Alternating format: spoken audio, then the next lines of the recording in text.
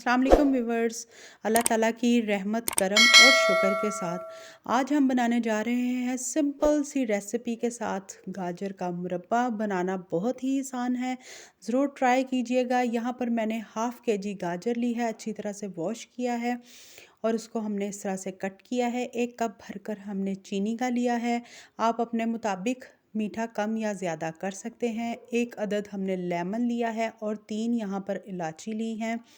सबसे पहले यहाँ पर आप देख सकते हैं कि हम क्या करेंगे कि एक बाउल लेंगे और उसमें हम ये तमाम की तमाम गाजरों को ऐड करेंगे और इसी के साथ हम चीनी ऐड करेंगे और मैं इसको तकरीबन 25 से 30 मिनट के लिए छोड़ दूँगी ताकि जो चीनी है वो अच्छी तरह से गाजरों में मिक्स होकर अपना पानी छोड़ दे।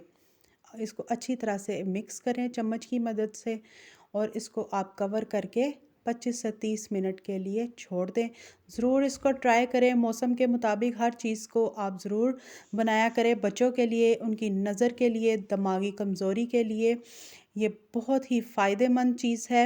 इसको ज़रूर ट्राई कीजिएगा और मैं इसको अब रैप करूँगी और 25 से 30 मिनट के लिए हम इसको कवर करके छोड़ देंगे ताकि अच्छी तरह से चीनी का और गाजर का जूस आपस में मिक्स हो जाए। अल्हम्दुलिल्लाह यहाँ पर पूरे 30 मिनट गुज़र चुके थे। आप देख रहे हैं कि अल्हम्दुलिल्लाह अल्हम्दुलिल्लाह कितना ज़्यादा चीनी ने और गाजर ने अपना पानी छोड़ा है। जो बाकी चीनी है वो हम जब कुक करेंगे वो अच्छी तरह से मेल्ट हो जाएगी।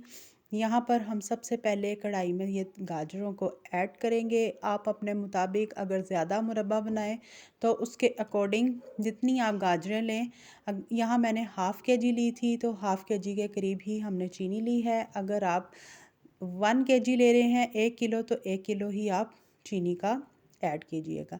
यहाँ पर मैंने 1 गिलास भरकर पानी लिया है और हाफ़ गिलास हम और ऐड करेंगे और इसको हम पहले मीडियम फ्लेम पे कुक करेंगे। फिर उसके बाद मैं इस चूल्हे का जो फ्लेम है वो हम फिर मीडियम से थोड़ा सा हम कर देंगे इसको तेज़ ताकि हमारी जो गाजरें हैं वो अच्छी तरह से शीरे में कुक हो जाएं।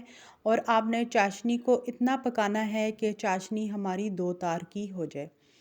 यहाँ पर आप देख सकते हैं कि अल्हम्दुलिल्लाह गाजरों का भी पानी अब चाशनी में काफ़ी निकल रहा है, उसका जूस। अब मैंने यहाँ पर 3 इलायचियाँ डाली हैं, उसका ऊपर से आप मुंह खोल दीजिएगा ताकि उसका टेस्ट भी पानी में अच्छी तरह से मिक्स हो जाए। अब हम इसको फिर इसी तरह से इसमें पकने देंगे और यहाँ पर मैं ऐड करूँगी 1 अदद नींबू का। अगर आपके पास लेमन नहीं है तो आप इस स्टेज पे सिरका ऐड कर सकते हैं, लेकिन मैं सिरका ऐड नहीं करूँगी, मैं इसमें नींबू डालूँगी। और मैं इसको तकरीबन इतना 5 से 10 मिनट और कुक करेंगे और ये मज़ेदार से हमारा जो गाजरों का मुरब्बा है वो बनकर रेडी हो जाएगा। इसको ज़रूर ट्राई करें और अपने बच्चों को ज़रूर दें। उसके बाद 1 कप नीम गर्म दूध का भी दीजिएगा ताकि बच्चों के दिमाग और हाफजे के लिए ये बहुत ही फ़ायदेमंद है। यहाँ पर हमारी गाजरें पक कर रेडी हैं और यहाँ पर आप देख रहे हैं कि शीरा हमारा 2 तार का रेडी हो चुका है। अब हम इसको बाउल में निकालेंगे। इसी तरह से आप पहले इसको रूम टेम्परेचर पे ठंडा होने दें, फिर आप इसको एयर टाइट जार में रखें और ये सालों साल आपका जो मुरब्बा है ख़राब नहीं होगा। यहाँ पर आप देख सकते हैं अल्हम्दुलिल्लाह हमारा मुरब्बा बनकर रेडी है। इसको ज़रूर ट्राई करें और मुझे ज़रूर बताएं। सिंपल सी रेसिपी है, जब ये ठंडा होगा फिर हम इसको जार में कन्वर्ट करेंगे ताकि इसको हम एयर टाइट कर दें। इसी तरह से आप भी ट्राई करें सिंपल सी रेसिपी के साथ। मुझे ज़रूर बताएं कि आज की ये रेसिपी आपको मेरी कैसी लगी है। खुश रहें, खुश रखिएगा, दुआओं में याद रखें। मिलते हैं नेक्स्ट रेसिपी के साथ, तब तक के लिए अल्लाह हाफ़िज़।